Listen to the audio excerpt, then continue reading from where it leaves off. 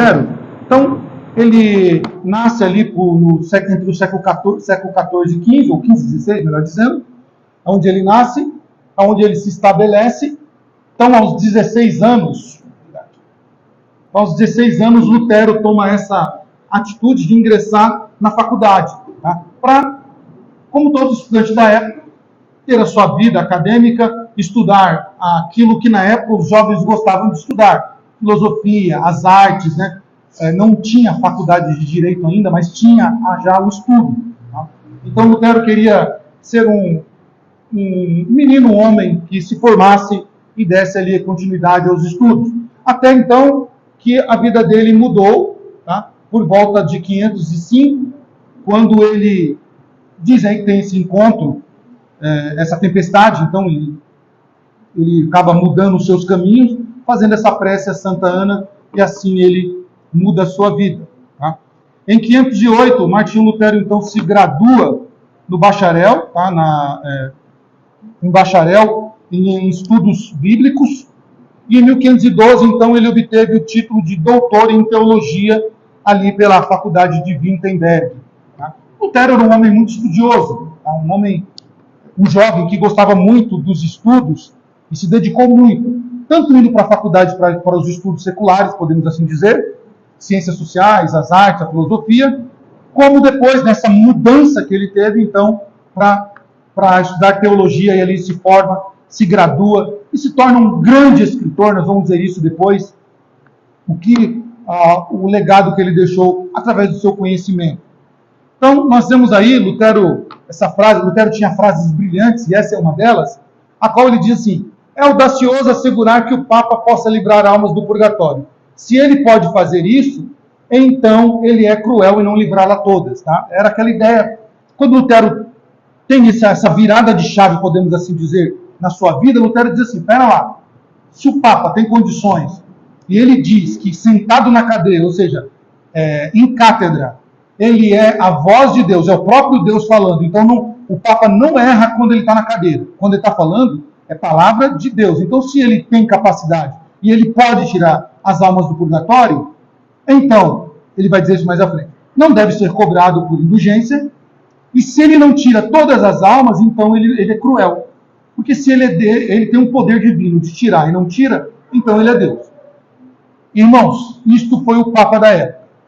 Mas se a gente pular no tempo, e é por isso que o nosso lema é Igreja Reformada, sempre se reformando, aos evangélicos, pastores que deveriam continuar com o legado de Martinho Lutero, mas prometem curas milagrosas. Se eles não fazem aquilo que eles estão dizendo, eles são tão cruéis quanto o Papa da época. Homens que se dizem: vem aqui, nós vamos curar, como nós já estudamos isso, vem aqui você vai resolver todos os seus problemas. Se ele diz que faz e não faz a todos, então ele também é um cruel, está encaixado na mesma categoria aí. Continuando, então, Martinho Lutero se casou aos 42 anos.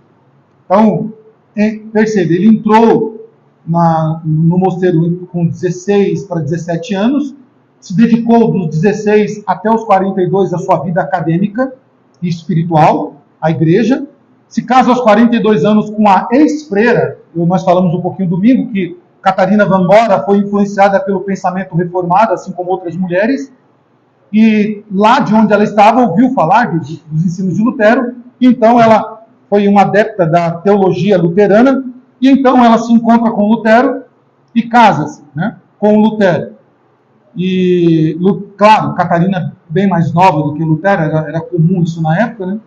Lutero 42, ela 28, e eles conviveram, tiveram um belo convívio em família, trabalho, cada um nas suas atribuições do lares. Catarina, uma bela ajudadora de Lutero. Lutero, em algum escrito dele, escreve que uma parte do ministério dele teve êxito por causa de Catarina Van Bora, não só na educação dos filhos. Catarina, ela criava os filhos com os catecismos escritos por Lutero, pelos ensinamentos que Lutero dava, então ela fazia aquilo, pegava e colocava na linguagem para as crianças, mas como uma boa apoiadora, porque, já falei isso domingo, Lutero era sanguíneo, como a maioria dos alemães da época, Lutero era muito sanguíneo, então explodia rápido. Assim como ele ele tinha o hábito de ser muito cômico, fazer piada com qualquer coisa, ele também era muito explosivo. E tinha que ter uma Catarina Vambora do lado dele para colocar o alemão no seu devido lugar. Então, Lutero foi muito abençoado pela vida de Catarina. Tiveram 6 filhos, 6 filhos naturais, uma faleceu aos 14 anos, e ele adotou mais 4 filhos, órfãos de família. Então, Lutero tinha, eu falei isso comigo, ele tinha esse engajamento social. Lutero olhava para o social não com um olhar distante, mas com um olhar muito próximo, sabendo que a responsabilidade dele como cristão e da igreja também é viver em comunidade e entender as necessidades social. A adoção foi algo que Lutero mostrou que o seu discurso estava de acordo com a sua prática. Lutero também, o antigo monastério de Wittenberg foi dado para Lutero, tamanha a identificação que esse monastério tinha com Lutero, e hoje lá nesse lugar, se vocês tiverem um dia a oportunidade de ir para lá, ou pode ser visto pela internet isso, hoje está lá o museu que fala sobre a vida de Martinho Lutero, nesse lugar aí em Wittenberg. E aí, os escritos de Lutero, o pensamento de Lutero, toda a teologia de Lutero, só foi possível propagar-se por causa da imprensa de Gutenberg. Se não fosse a prensa de Gutenberg, ia ser algo muito difícil para Lutero disseminar a sua teologia. Você imaginou?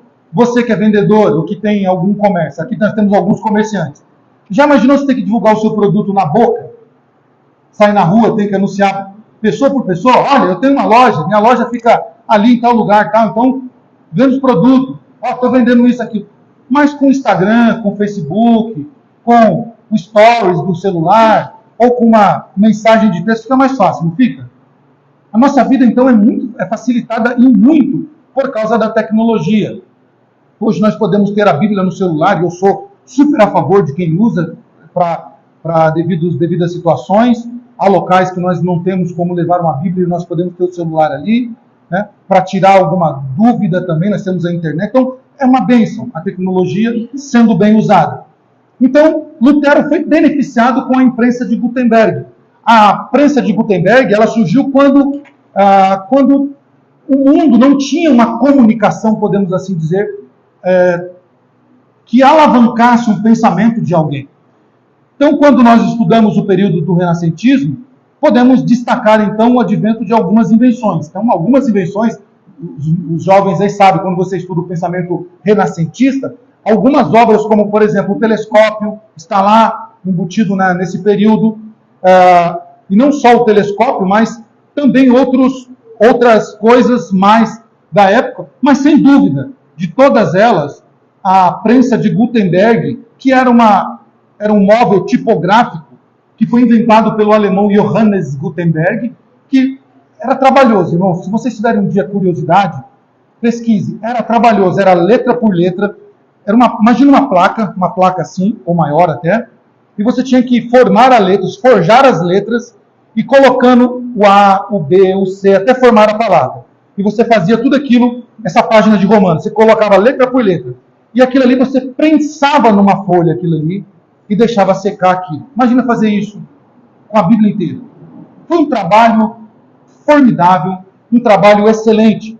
Então, a prensa de Gutenberg foi uma das invenções extraordinárias, que não foram só usadas para divulgar a Bíblia, mas, por exemplo, o livro O Peregrino foi quase que lido pelo mundo inteiro por causa da prensa de Gutenberg. Os Lusíadas de Camões, mesma coisa.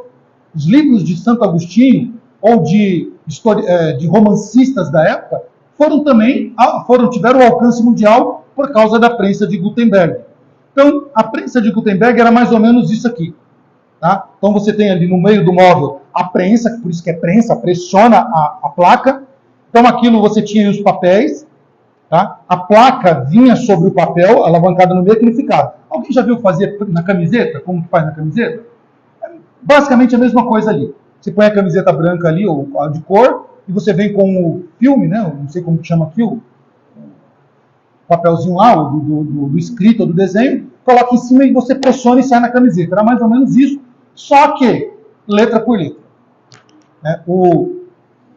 O auxiliar de Gutenberg, ou os auxiliares, tinham que fazer isso, cada letrinha. Tem um filme muito legal que eu sugiro que vocês assistam. Minha memória está boa hoje. Deixa eu ver se eu lembro o nome do livro. É Uma Carta a Lutero, se eu não me falha o nome do livro. Ele tem no Netflix aí, quem tem. Ele é Uma Carta a Lutero, se eu não me engano é esse. E aí narra a história de duas crianças. E uma dessas crianças, ela é filha de um tipográfico.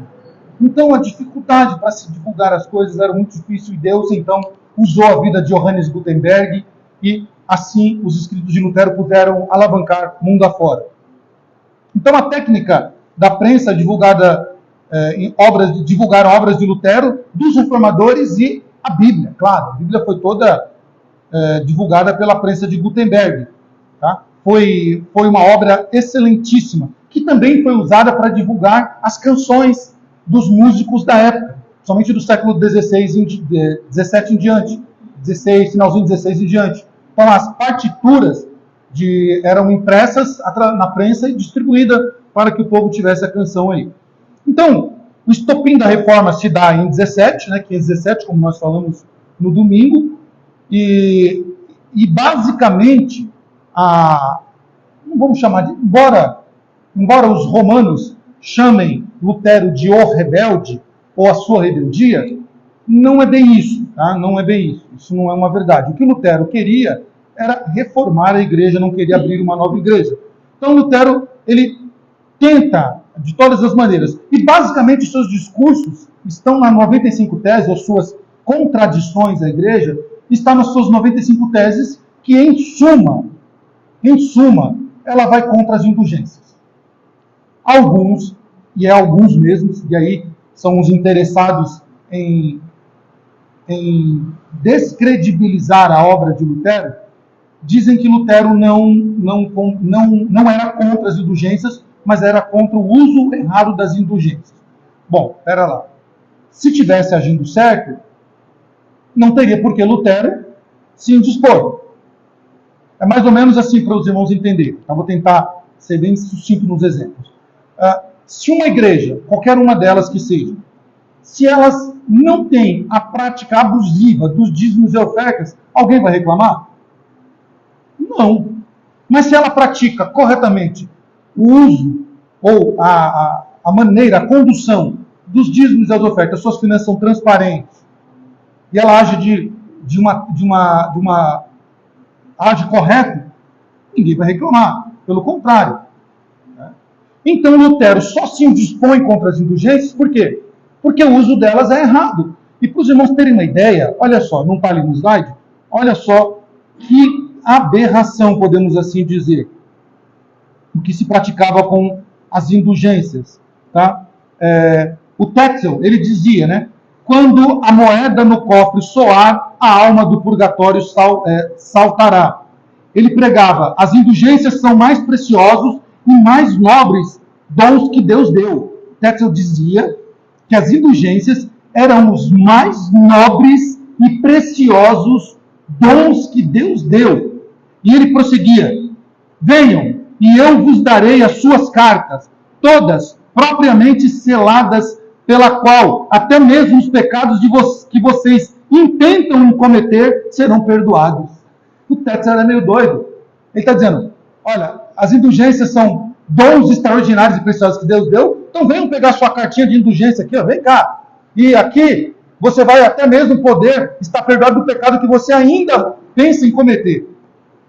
Continuando aqui, né? Mas, muito mais do que isso, as indulgências não beneficiam somente os vivos, mas os mortos também. Padre nobre, comerciante, esposa, jovem, moça, vocês não ouvem seus pais e seus outros amigos que estão mortos e clamam no fundo do abismo? Isso é apelação emocional. Isso aqui é apelação emocional. Isso é dizendo assim, pais, jovens, moços, vocês não estão vendo seus parentes? Isso é mexer com o emocional, porque quem tem um parente morto sabe como isso ainda mexe. E o Tetzel mexia dizendo assim, olha, vocês precisam tirá-los do purgatório. Eles estão clamando nos purgatórios. Estamos sofrendo. E ele dizia que as almas diziam isso aqui. Ó. Estamos sofrendo. Né? Estamos sofrendo tormentos terríveis. Umas esmolas miseráveis nos libertariam. Você pode dar, mas não quer. Apelo emocional totalmente de Tetzel. E era muito difícil, irmãos, as pessoas resistirem aos apelos de Tetzel, tanto ao egoísmo deles quanto pelos seus pais. Então as pessoas se preocupavam mais consigo do que propriamente com a glória de Deus. Então elas levavam os seus tesouros, levavam suas riquezas para tirar as almas do purgatório. Então o Tetzel, ele tinha uma tabela. Pensa que é só coisa agora, nova, do século nosso agora? Não. Os Tetzel de agora copiam o Tetzel do século XVI. E aí a tabelinha dele era assim: pecado de bruxaria, 2 ducados. Ducados era a moeda corrente na época, então quem tinha cometido um pecado de bruxaria tinha que pagar 2 ducados. Então, por exemplo, aqui você, o pessoal de Minas, assim como o pessoal do interior de outras cidades e de outros estados, tem as suas, por exemplo, a dor de barriga. Alguém vem assim, ó, ali no quintal do seu Dino tem uma plantinha, que aquilo ali, rapaz, você tomar, a dor de barriga vai embora. Né? Tem um chazinho ali, que o chazinho ele quebra pedra ali, chama quebra-pedra, inclusive. É fantástico, é bom demais. Ou se a criança estava com muito soluço, pegava um algodãozinho, põe né? Isso era bruxaria para a Igreja Católica da época. E quem cometesse esse ato, 2 ducados. Tem mais. Uma ruiva, irmãos, Deus criou as ruivas. Né? Deus criou as ruivas. As ruivas são mulheres lindas. Os ruivos são homens bonitos, né? Bem vistosos. E para a Igreja Católica, ser ruivo era ser amaldiçoado. Se vocês duvidam disso, assistam o filme As Bruxas de Salem, ou de Salem, com a Winona Ryder. Ali mostra um pouquinho. Ser ruivo era um sinal de maldição. Então, 2 ducados. Poligamia, 6 ducados. Aqui eles cobraram barato, tá? 6 ducados. Assassinato, 8 ducados. Sacrilégio, cometer qualquer tipo de sacrilégio, com a ceia, com os elementos do culto, rir do padre, fazer qualquer gracejo, né? 9 ducados. Perjúrio contra qualquer pessoa ou contra a igreja, 9 ducados. Lutero, então, olha para tudo isso, perde a paciência e nas suas 95 teses pega pesado, então, contra as indulgências.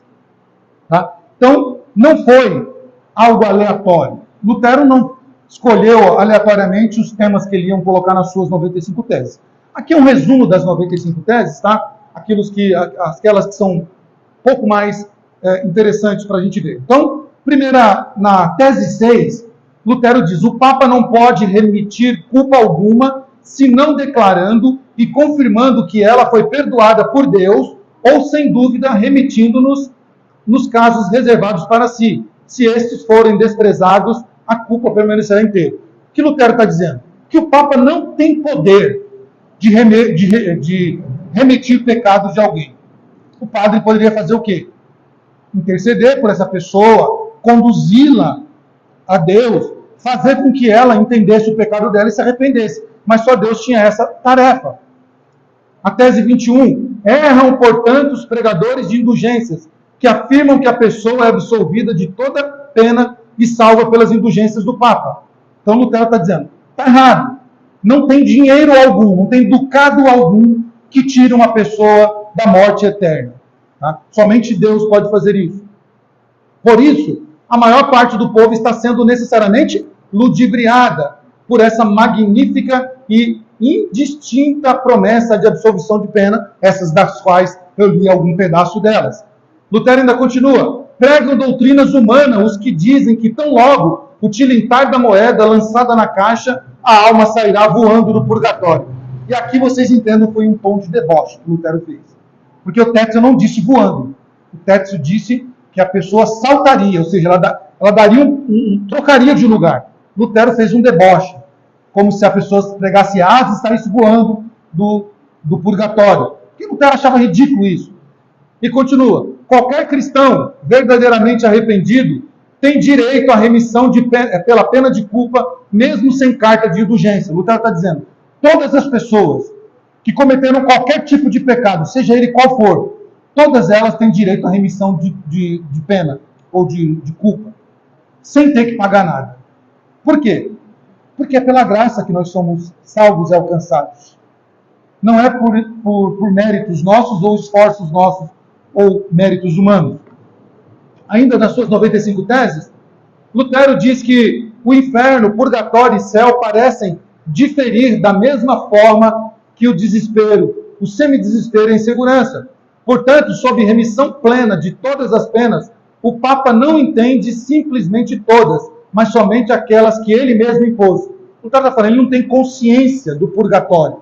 Ele não tem como falar do sofrimento do purgatório, porque ele não conhece, é algo que não está no seu conhecimento. E aí ele ainda diz, na 36, ou 34, tanto assim que a graça da indulgência apenas se refere à pena satisfatória estipulada pelos homens. Ou seja, é uma bruxaria, 2 ducados. Quem colocou o valor da pena do pecado? O homem e não Deus.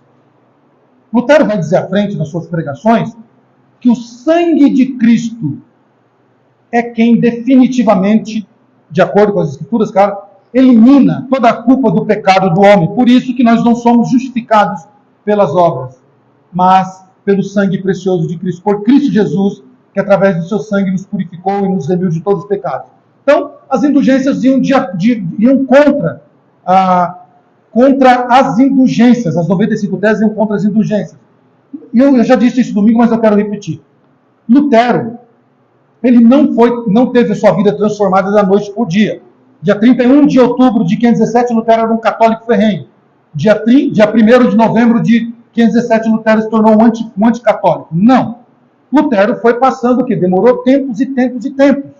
Há alguns que dizem que Lutero nunca deixou de ser um católico. Não romano, mas um católico. Por quê? Porque Lutero ainda demorou muito tempo, por exemplo, para entender sobre o papel de Maria. Lutero ainda tinha na sua mente, depois de muitos anos da Reforma, que Maria era medianeira, que Maria era a mãe de Deus, a medianeira. Lutero demorou muito tempo ainda para se desligar totalmente da autoridade papal. Mesmo ele sendo excomungado e expulso pelo Papa, foi depois de muitos anos que ele entendeu que o Papa era um sacerdote, assim como outros poderiam ser, que não era o representante de Deus legal, o único, mas que Deus tinha outros homens que poderiam também conduzir o seu rebanho como sendo autoridade diante de Deus. Então, Lutero, ele basicamente nas suas 95 teses combate as indulgências e os abusos da Igreja Romana. E aí então nós temos a ação de Lutero, ela rapidamente se repercutiu pelos países da Europa nos anos que se deram. Ou foi como uma bomba. Lutero, ele crava suas 95 teses, começa a pregar sobre ela e aquilo explode, aquilo toma uma dimensão imensa. E isso vai sendo alcançado, só que porém o que acontece? A igreja não ia deixar barato isso. Fala, Luterão, vem cá, vamos bater um papo aqui. Mandam primeiro a ele uma carta, uma bula papal, dizendo para ele, Lutero, ouvimos o que chegou até nós, o que você tem dito, o que você tem pregado, palavras minhas, claro, né? O que você tem pregado e tal, e seguinte, você tem 60 dias para se retratar disso. O que o Lutero faz? Alemão sarcástico, sanguíneo, muito cheio de piada, o que ele faz? Toca fogo na bula papal. Ele não dá mínimo. Com isso, Luterão, vem cá, você está sendo convocado, e convocação não tem como recusar. Você está sendo convocado agora a comparecer diante da dieta de Worms. A dieta de Worms, embora o nome seja sugestivo a algum tipo de alimento, não é. Tá? É uma assembleia na cidade de Worms, em que Lutero compareceu para se retratar diante dos seus acusadores. Então, em 1521, essa assembleia foi reunida, Lutero convocado, Tetzel estava lá, os acusadores estavam lá, e a Lutero foi dito para Lutero fazer o quê? Negar. E ele está ali uma figura do que mais ou menos foi. Lutero, diante de tudo, colocam-se diante de uma mesa os livros que ele tinha escrito na época e dizem para ele, Lutero, os que você concorda, você afirma ou reafirma o que está escrito nesses livros aqui, você continua ainda de acordo com o que está escrito? Lutero pensa, repensa e pede um tempo para pensar. E ele então, depois de 24 horas, volta na Assembleia de Worms claro, ele elaborou a resposta, e então ele solta a frase, né?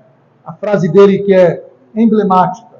Ele coloca diante da Assembleia assim: negarei tudo se vocês provarem diante das Escrituras que eu estou errado. Mas se não negarem, se vocês não me convencerem diante das Escrituras que estão negadas, a nenhum dos meus escritos eu nego. Continuo subscrevendo. Com isso, então, ele foi excomungado, né? E aqui está o que ele disse, né? Na Assembleia. Ele diz, concorda com o que está relatado, Lutero, ressabido, tal. Então ele diz, estou conquistado, visto que não sei, não creio no Papa, nem nos concílios. É evidente que todos eles frequentemente erram e se contradizem.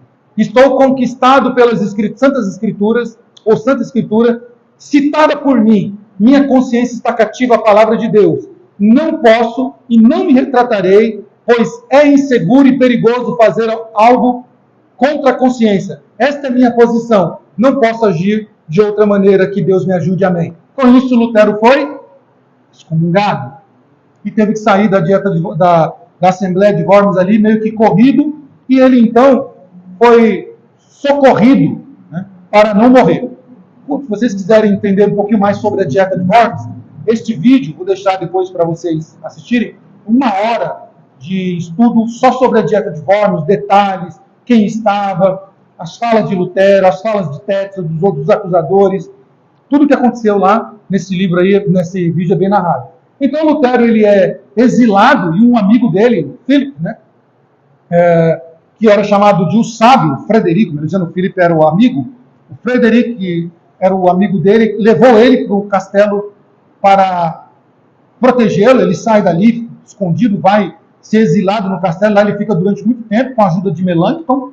Tá? Lutero deixa a barba crescer, muda sua fisionomia para não ser reconhecido. Alguns dizem que Lutero dava umas saidinhas, né? Fugia do castelo para se reunir com as pessoas, ensinar as escrituras, para cantar com elas, porque ele não se recusava a ficar preso num castelo. E dizem que foi daí que ele compôs o hino Castelo Forte, que está de acordo com o Salmo 46. Lutero, as pessoas, Lutero, não sai daqui que você vai ser preso. Ele, meu castelo forte é o Senhor. Né? Esse castelo não pode me conter. Ainda que os demônios estejam cercados de muitos demônios, eles não podem me segurar aqui. Então Lutero é exilado, ajudado aí, e aí nesse castelo ele escreve ou traduz o Novo Testamento. Justamente nesse local que está lá no museu. Foi nesta mesa e neste local que Lutero traduziu o Novo Testamento para o alemão popular. E então, além das 95 teses de Lutero, ele escreveu outras coisas significativas que nos ajudam muito nos dias de hoje. Primeiro, a tradução da Bíblia para o alemão. É óbvio, tá? Claro que não foi a primeira tradução, nós aprendemos isso no domingo. Uma das primeiras traduções, sem dúvidas, foi a tradução de quem? Pedro Valdo.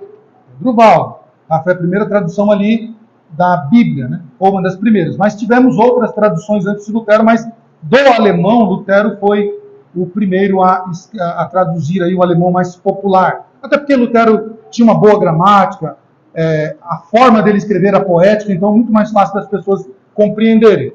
Então a Bíblia de Lutero foi a primeira tradução. Claro, não é essa a edição, a primeira edição é 1600 alguma coisa. Tá? Também Lutero escreveu esse livro sobre os judeus e suas mentiras. Eu já li esse livro. Algumas coisas realmente Lutero precisou depois rever sobre os judeus. Ele usa algumas palavras muito fortes que inclusive foram usadas por Adolf Hitler. Alguns pensamentos de Lutero, como por exemplo, os judeus merecem ter suas casas queimadas, suas sinagogas tocadas fogos e suas famílias, os seus bens confinados. Foi o que Hitler fez, baseado no texto de Lutero. Lutero refez esse pensamento. Tá? Ele não era um antissemita, mas nesse livro ele deu uma pisada de bola em muitos escritos, porque ainda Lutero ainda está o quê? Eu falei, Lutero era um homem muito sanguíneo. Ele tinha como eu posso dizer assim, ele tinha uma indisposição no começo do tempo muito grande contra os judeus, por causa de textos que ele lia, que os judeus recusaram Jesus, que os judeus mataram Jesus, que os judeus perseguiram Jesus, perseguiram os apóstolos. Então ele tinha uma resistência contra os judeus ainda. Claro que ao longo da carreira Lutero foi revendo isso aí. Mas esse livro foi uma contribuição, tá? Um livreto, na verdade. E também, sem dúvida, o De Servus, né? O De Servo Arbitrio, ou da Vontade Cativa, foi um outro grande escrito de Lutero também, que serviu até para os dias de hoje. Qual é o legado de Lutero, em rápidas palavras, para a gente poder entender? Lutero não sabia, não tinha a mínima ideia. E se alguém falar contrário, está querendo entender a mente de... Está querendo falar aquilo que Lutero não disse e entender aquilo que Lutero possivelmente não queria. Lutero não tinha em mente que ele transformaria o mundo, transformaria a fé cristã, e ele seria um grande revolucionário. Obviamente que não. Mas sem saber, Lutero estava iniciando ali algo que marcaria o mundo. Tanto é que nós chamamos a reforma de um dos movimentos movidos por Deus. Vários movimentos tivemos no mundo, no cristianismo, e sem dúvida um deles foi a reforma protestante. Então Lutero não sabia e as marcas que isso ia deixar. Isso mexeu com a política, isso mexeu com as autoridades, isso mexeu com o social, mexeu com a esperança das pessoas. Então a reforma protestante não foi somente a rebeldia de um monge para abrir uma igreja, até porque isso não aconteceu. Foi a mente avançada de um homem no seu tempo. A mente de Lutero não era do século XVI, era uma mente já muito avançada, que começou a transformar aquela sociedade. E não só aquela sociedade, porque rapidamente, como nós já vimos, quase que simultaneamente, os ensinamentos de Lutero eram abraçados na Suíça, na França, na Holanda, em outros países, Noruega, e em países próximos ali à Alemanha, ou que estavam próximos ao antigo mapa humano, europeu, podemos assim dizer. Então, na época, Lutero não queria criar a igreja, óbvio, nem prejudicar a igreja católica. Ele repreendeu os seus discípulos quando quebraram os santos, a imagem da igreja. Lutero não queria que fosse a força, mas teria que ser por amor a mudança. Tá?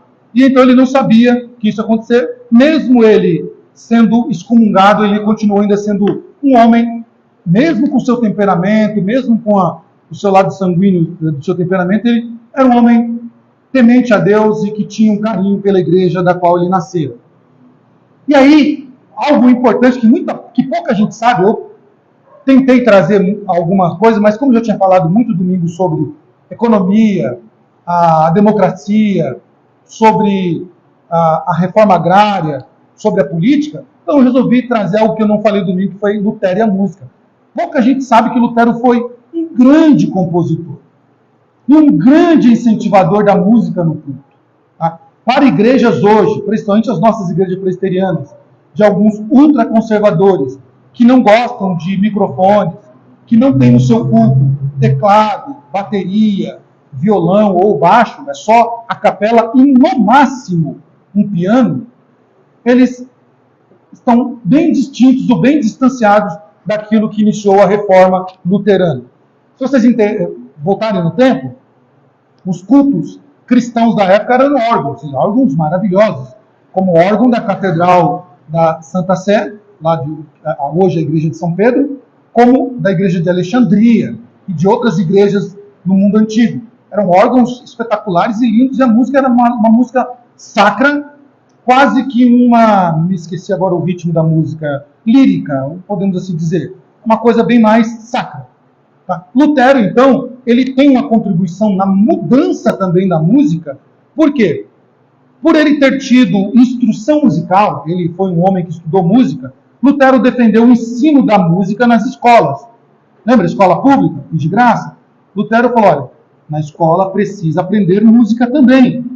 O aluno vai para a escola e precisa aprender música. Hoje os nossos jovens são privados nas escolas da música. E em certo ponto a gente dá graças a Deus, porque também estaria aprendendo música de baixo calão, não seria interessante para os dias de hoje. Mas os jovens de antigamente, eles iam para a escola aprender música sacra, aprender sobre as sinfonias de Beethoven, aprender sobre as músicas de Bach, aprender sobre músicas culturais, músicas regionais, não muito distante, no Brasil mesmo, na região Nordeste, se vocês voltarem na história lá, os primeiros presbiterianos, eles ensinavam a música popular, a música nordestina, a música de rima, como é que chama a música de rimas? Tem um nome certo para isso? Cordel. Ensinava-se cordel. Ensinava-se as músicas populares na escola para que as crianças aprendessem e não perdessem o quê? A sua cultura. Percebe como a gente hoje é americanizado? Se vocês pegarem os jovens da escola, e os nossos jovens que sabem que eu estou falando a verdade, né? Você fala assim, fala uma música. Ele vai falar logo de cara uma música americana. Dificilmente um jovem vai falar de uma música brasileira ou latino-americana, mas ele vai falar de uma música americana. Possivelmente os cantores que mais são falados são aqueles cantores de Hollywood. Quando a nossa música é música rica. E certa vez em um podcast, a cantora cristã Fernanda Brum foi falar assim, por que vocês separam a música entre música gospel e música secular? Ela falou assim, por uma questão de falta de entendimento. Por quê? A primeira música no Brasil a ser cantada, qual era? Música cristã. O Brasil foi fundado por católicos. As músicas que se cantavam eram músicas cristãs. Logo quando o Brasil foi descoberto, nós já estudamos isso aqui na escola bíblica, os calvinistas chegaram no Brasil e chegaram também com as músicas cristãs. Possivelmente músicas clássicas, sacras. Então, a nossa origem, a música popular para nós seria uma música evangélica, música cristã, e não essas músicas que nós temos hoje aí. Tá? Então, Lutero, ele entende que a participação, e olha o que ele diz ali, ele percebeu que dentro de um movimento teológico, mas também inserido de um novo ciclo musical, então ele foi crítico. Tá? Chamou para trabalhar consigo grandes poetas e compositores da música, porque Lutero entendia que uma das maneiras de pregar o evangelho era com a música. Alguns estudiosos também dizem que a propagação da teologia luterana se deu por causa das canções. Lutero compunha, e isso era cantado em todas as paróquias e nas reuniões familiares, nos vilarejos, a teologia luterana, que depois seria chamada de teologia luterana. Então a música ela teve um papel impressionante na vida de Lutero, e Lutero deu uma contribuição enorme. As crianças aprendiam o catecismo com as músicas. As mães ensinavam a Bíblia para as crianças com a música, que era mais fácil decorar. Então, Lutero, ele introduziu a música instrumental nas igrejas, compôs hinos para a glorificação divina durante os cultos, escreveu letras e melodias folclóricas. O folclore, embora a gente tenha um tom pejorativo para ele, mas folclore é algo cultural. Ele exportava, ou melhor dizendo, a comunidade de fiéis valorizava coral e músicos, coisa que hoje a gente quase não tem. Exortava príncipes a apoiarem músicos e corais da paróquia. Ele tinha essa habilidade de conversar com as autoridades para que eles trouxessem gente talentosa e que incentivassem, então, o cântico. E, em fins de 1980, orações e hinos fomentaram a resistência pacífica na igreja de Leipzig, até a queda do muro de 1889. Então, veja só, até a queda do muro, está faltando um casinho ali, se cantavam ainda na Alemanha as músicas de Lutero, em situações adversas também, felizes, alegres, tristes. Então, Lutero teve mais de 1980 composições entre orações e canções. Então, aqui algumas composições de Lutero. O Castelo Forte é o mais conhecido, mas nós temos aí também o Advento de Natal, tá? Que é canção dele, é autoria dele. A música Glória de Jesus Cristo também é canção dele. E no Inário Luterano, que nós não usamos, tá? Nós usamos o Inário Novo Cântico, mas no Inário Luterano são essas as canções que estão de Lutero. Não estão todas, mas são essas as canções que estão aí, do 25 ao 449, estão lá. Se você tiver curiosidade, baixa um Inário Luterano e verá lá as canções de Lutero. Então, Lutero entendia que a música precisava ser um sermão cantado. E nós, como grupo de louvor, precisamos também entender isso. A música precisa ser um sermão cantado. Gente, meus irmãos, muitas vezes, e eu digo isso sem vaidade nenhuma, muitas vezes as pessoas vão vir na igreja, vão ouvir o sermão de 50, 40, 30 ou 1 hora, e não vai acontecer nada na vida dela. Não porque a palavra não tem efeito e não porque o pregador seja ruim, mas porque naquela noite ou naquele dia, Deus escolheu um hino, uma palavra cantada para tocar no coração daquela pessoa. Ela vai ouvir um hino, uma canção, e ela vai sair transformada. Eu digo isso para vocês que eu já vi isso acontecer. Já contei aqui, né? Minha madrasta fazendo comida e cantando um hino da Shirley Cavalhais, e ela canta alto, não tem um soprano extraordinário, e ela cantando, e uma mulher na rua de trás começou a seguir a voz. Imagina, canta baixo, né? Na rua de trás, estava ouvindo a voz dela. Então ela foi seguindo a voz até chegar na porta da igreja do meu pai, da porta da casa do meu pai, que é onde tem a igreja. E lá tocou, chamou, e ali conversou tudo, e ela veio cantando, chorando, né? Alegre com seu coração da canção que ela estava ouvindo, que era a palavra de Deus ao coração dela. Então nós precisamos cantar o quê? Bíblia. Cantar a palavra de Deus, como bem sugeriu Lutero. Então a coragem de Lutero foi algo fantástico, influenciou muito a Europa, influenciou muito o mundo antigo, e por causa da reforma, a Bíblia foi liberta das mãos exclusivas dos clérigos, então a Bíblia foi agora dada para todos. O povo agora tinha na sua própria linguagem, isso foi uma contribuição que Lutero deixou, inclusive nos dias de hoje. Tá? Lutero também contribui e deixa um legado hoje de que as pessoas podem, mesmo não tendo tanto conhecimento, podem ler a Bíblia. E a causa, e uma das erradicações, ou o analfabetismo foi erradicado em muitos lugares com a leitura das Escrituras.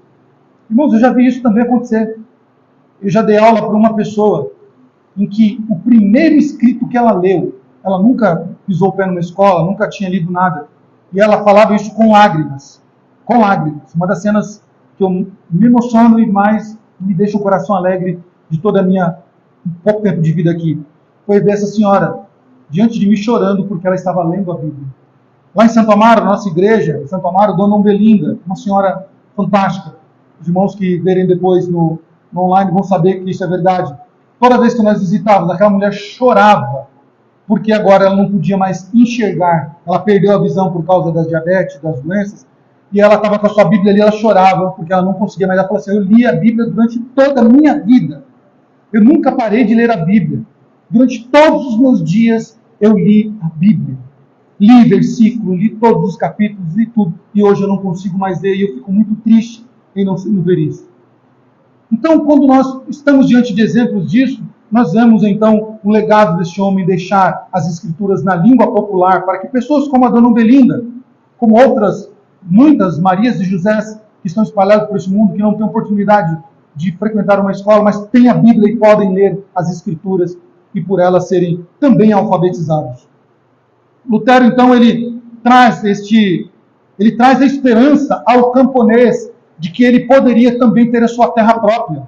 Lutero, ele participa de algo que poderia ser chamado hoje, claro, um anacronismo, na época não tinha um nome, mas o que nós chamamos hoje de reforma agrária. Lutero iniciou isso com os camponeses alemães, quando eles tinham que pagar altos impostos e taxas pesadas para os reis e governantes. Lutero, então, brigou para que o camponês também tivesse a sua terrinha, plantasse os seus frutos ali, as suas comidas ali, o seu arroz, o seu milho, o seu grão, e colhesse daquilo e sobrevivesse daquilo. Lutero brigou por isso, é um legado que hoje tem. Então todo pequeno agricultor deveria saber disso, que isso é um legado de Martinho Lutero. Claro, não foi um inventor, mas ele colaborou para que a sociedade alemã tivesse isso também. E sem dúvida, só a Escritura foi um dos maiores legados que a Reforma deixou para nós nos dias de hoje, que o Lutero deixou, né, através dos seus sermões, através dos seus escritos. Faculdades foram abertas, como a de Oxford, Harvard e tantas outras, que hoje são faculdades que não fazem jus à história. Todas elas, Oxford, Harvard, Yale, todas essas grandes faculdades, Princeton principalmente, que foi a faculdade que teve como reitor Jonathan Edwards, um dos maiores puritanos de todos os tempos. Essas faculdades hoje são liberais, propagam o homossexualismo, ideologia de gênero, e tudo que vocês possam imaginar. Mas Lutero contribuiu para o avanço do conhecimento. E encerrando, então, além do cenário religioso, Lutero ele nos deixa um legado nos deixa alguns legados. Dentre eles, a liberdade de expressão, que nós já falamos domingo, a separação do Estado e Igreja, isso é algo que nós não abrimos mão, isso é um legado de Martinho Lutero. Nossa igreja, ela não se envolve com partidos políticos, ela não se envolve com o Estado. Tá? E não se envolve por níquel nenhum. Tá? Porque nós entendemos que Deus é o Senhor da igreja e tudo que a igreja precisa, o nosso Deus, ele é capaz e poderoso para dar à sua igreja. Tá? Então, também a questão das escolas públicas, da reforma agrária, como eu bem disse, e a mudança do pensamento de trabalho. Então, Lutero mudou também a ideia que o trabalho era um peso, que era algo indigno. Lutero deixou no seu pensamento que o trabalho é uma dádiva de Deus e todo trabalhador deveria glorificar a Deus por ter um trabalho. Lembra a dona de casa? A dona de casa ou o catador de lixo que faz aquele serviço bem feito, ele está glorificando a Deus. Então Lutero deixou esses e muitos outros legados que nós poderíamos aqui ficar mais uma semana estudando, mas eu creio que esses são o suficiente para nós. Deixo como indicação para vocês, para leituras, e eu posso até disponibilizar um deles ali para vocês, o legado de Lutero, né, nessas duas versões, tanto a do R.C. Sproul, que é uma versão maravilhosa, quanto a do Vantuil Santos, também Lutero e a época, vida e legado dele.